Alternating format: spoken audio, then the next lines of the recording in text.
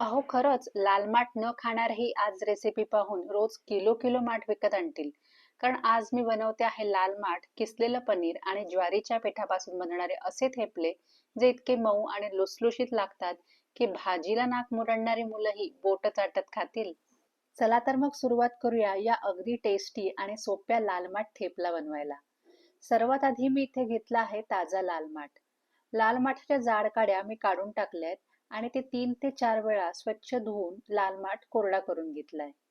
आता आपण भाजी अगदी बारीक चिरून घ्यायची आहे. तुम्ही कात्रीने किंवा चाकूच्या साहाय्याने चिरू शकता. मी 2 वाटी चिरलेला लाल माठ घेतलाय. पुढचं सर्व मोजमाप म्हणजेच पीठ आणि पाणी आपण याच वाटीने मोजून घेणार आहोत. त्यामुळे रेसिपी अचूक होण्यासाठी तुम्हीही घरातली एखादी वाटी किंवा भांड सेट करा आणि त्यानेच सर्व प्रमाण मोजून घ्या. लाल माठात भरपूर आयर्न आणि कॅल्शियम असतं, त्यामुळे हे आपण आपल्या रोजच्या आहारात नक्कीच समाविष्ट करायला हवं. आता गॅसवर एक कढई ठेवू आणि त्यात घालू 2 टेबलस्पून तेल. तेल गरम होताच आपण त्यात घालूया 1 टेबलस्पून बारीक पेस्ट केलेला लसूण आणि हिरवी मिरचीची पेस्ट. लसणाचा फ्लेवर या थेपल्यामध्ये खूपच छान येतो. हे थोडंसं परतून घेऊया. आता त्यात आपण धणे जिरे पावडर, हळद, लाल तिखट, तीळ आणि ओवा घालून मसाला खमंग होईपर्यंत मंद आगीवरती परतून घेऊ. मी यात थोडा चवीपुरता गुळही घातला आहे. तुम्हाला आवडत असल्यास तुम्ही थोडा गुळ नक्की घालून पहा. याने भाजीचा उग्रपणा थोडा कमी होतो आणि चव एकदम बॅलन्स लागते. आता यात बारीक चिरलेला 2 वाटी लाल माठ घालू आणि छान मिक्स करून घेऊ. न्यूट्रिशनिस्ट लाल माठाला सुपरफूड का म्हणतात माहितीये? कारण भाजीच्या प्रत्येक पानात आयर्न, कॅल्शियम, फायबर आणि विटॅमिन सी एकत्र असतं. आणि सर्वात खास गोष्ट म्हणजे यातलं विटॅमिन सी शरीराला आयर्न शोषून घेण्यासाठी मदत करतं. त्यामुळे या दोन्हींचा एकत्रित आपल्याला खूपच फायदा मिळतो. आता ज्या वाटीने आपण चिरलेली भाजी मोजली होती, त्याच वाटीने आपण 2 वाट्या पाणी घालून घेऊ आणि चवीनुसार मीठही घालून घेऊ आणि पाण्याला छान चांगली उकळी येऊ देऊ. पाणी चांगलं उकळल्यावरच आपण गॅस बंद करायचा आहे. आणि आता त्याच वाटीने आपण 2 वाटी ज्वारीचं पीठ टाकून घेऊ. एक सिंपल रूल लक्षात ठेवायचा आहे, जितकं पाणी तितकंच पीठ.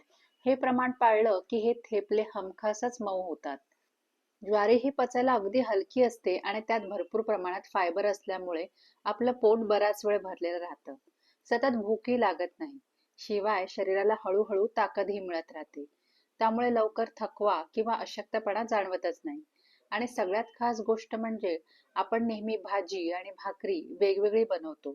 पण या रेसिपीत भाजीचे सगळे मसाले आणि चव थेट पिठातच भिजवलं जातं. त्यामुळे ना वेळ जास्त लागतो, ना भांडी जास्त घासावी लागतात आणि चव मात्र तशीच लागते एकदम अस्सल. तुम्ही पाहू शकता एका चमच्याच्या साहाय्याने हे ज्वारीचं पीठ असं एकजीव झालंय की बघता बघता 70 ते 80% पीठ आपलं इथेच मळून तयार झालंय. आता आपण यावरती फक्त 10 मिनिटं झाकण ठेवून वाफेवरती शिजू द्यायचंय. आपल्याला गॅस बंदच ठेवायचा आहे, गॅस कुठेही चालू नाही करायचा आहे.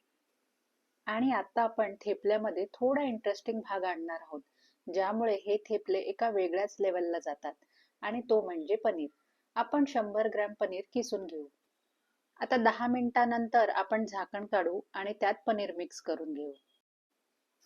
पनीरमध्ये भरपूर प्रोटीन आणि कॅल्शियम असतं, जे लाल माठाच्या कॅल्शियमला आणखी पूरक ठरतं. आणि सगळ्यात महत्त्वाचं म्हणजे पनीरमधल्या ओलाव्यामुळे हे थेपले बऱ्याच तासांपर्यंत मऊ राहायला मदत होते. त्यामुळेच डब्यातही याची चव आणि मऊपणा तसाच टिकून राहतो. आता हे सगळं आपण हलक्या हाताने एकत्र करून मऊ एकसारखा गोळा तयार करून घेऊ. उकडीमुळे हा गोळा अगदी कमी मेहनतीतच सहज तयार होतो. आता या पिठाचे आपण छोटे गोळे तयार करून घेऊया. थोडं कोरडं पीठ लावून अगदी हलक्या हाताने हे लाटून घेऊ. आपण पीठ वाफवून आणि रगडून घेतल्यामुळे ज्वारीचं असूनही हे पीठ पोळीसारखं सहज लाटलं जातं. आपण यात भरपूर लाल माठ वापरलीये तरीही बघा लाटताना कुठेही अडचण येत नाहीये. लाटताना जर कडा थोड्या फाटल्या तर अजिबात काळजी करू नका. हे पीठ वाफेवर शिजवल्यामुळे इतकं लवचिक झालंय की तुम्ही अगदी बोटाने अलगद दाबून त्या कडा सहजच जोडू शकता. हे पीठ इतकं बाइंडिंग आहे की पॅचवर्क करूनही तुम्हाला परफेक्ट गोल थेपला तयार करता येतो. त्यामुळे न घाबरता बिनधास्त लाटा. थेपले फाटणार नाहीत आणि चुकून फाटले तरी दुरुस्त करणं अगदी सोपं आहे. आता त्यांच्यासाठी खास ट्रिक ज्यांना लाटायचा कंटाळा येतो किंवा ज्वारीचं पीठ लाटायला कठीण जातं. एक साधी किराणा मालाची आपण प्लास्टिक बॅग घेऊ. कट करून ओपन करू. मध्यभागी थोडं तेल लावून पिठाचा गोळा ठेवू आणि वरून प्लास्टिकने कव्हर करून सपाट प्लेटने जोरात प्रेस करू. नंतर हाताने किंवा प्लेटनेच कडेकडेने थोडं पसरवलं की काही सेकंदातच अगदी पातळ आणि मोठा थेपला तयार. ना लाटण्याचे कष्ट, ना फाटण्याची भीती. ही पद्धत इतकी सोपी आहे की बॅचलर्स किंवा लहान मुलंही हे थेपले झटपट बनवू शकतील. पण एक गोष्ट लक्षात ठेवा, प्लास्टिकवर प्रेस केलेले थेपले एकमेकांना चिकटू नयेत म्हणून त्यावर थोडं कोरडं पीठ बुरबुरायला विसरू नका. आता तवा गरम करा. थेपला टाकण्यापूर्वी तव्याला थोडं तूप किंवा तेल नक्की लावा, जेणेकरून तो चिकटणार नाही. तवा मीडियम हाय फ्लेमवरती चांगला गरम असायला हवा. थेपला तव्यावर टाका आणि फक्त 30 ते 40 सेकंद एका बाजूने छान शेकू द्या. इथे एक महत्त्वाची टीप लक्षात ठेवा. थेपले नेहमी हाय फ्लेमवरच भाजायचे आणि हाताने दाबून भाजायचे नाही. दोन्ही बाजूने पटापट तेल किंवा तूप लावून थेपला छान भाजून घ्या. जास्त वेळ भाजल्यास किंवा दाबून भाजल्यास ते कडक होतील. हे थेपले आधीच वाफेवर शिजल्यामुळे आणि खूप पातळ असल्यामुळे भाजायला जास्त वेळ लागत नाही. भाजलेले थेपले एका चाळणीवर ठेवा, जेणेकरून वाफेमुळे ते ओले होणार नाहीत किंवा चिकट होणार नाहीत. तर मंडळी, तयार आहेत आपले मऊ लुसलुशीत लाल माठाचे थेपले. भाजीला किंवा कोरड्या ज्वारी भाकरीला, नाक मुरडणाऱ्या मुलांसाठी आणि मोठ्यांसाठी ही एक हुशार ट्रिक आहे. उकड पद्धतीमुळे आणि पनीरच्या ओल्याव्यामुळे हे थेपले कितीही तास डब्यात राहिले तरी मऊच राहतात. स्टील प्लेट प्रेस ट्रिकमुळे ग्लुटन फ्री पीठ लाटण्याची भीती पूर्णपणे निघून जाते.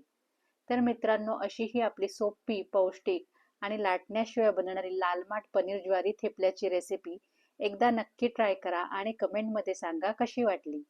व्हिडिओ आवडला असेल तर लाईक करा आणि अशाच आणखी हेल्दी आणि सोप्या रेसिपीसाठी शीतल्स भोजनमला सबस्क्राईब करायला विसरू नका.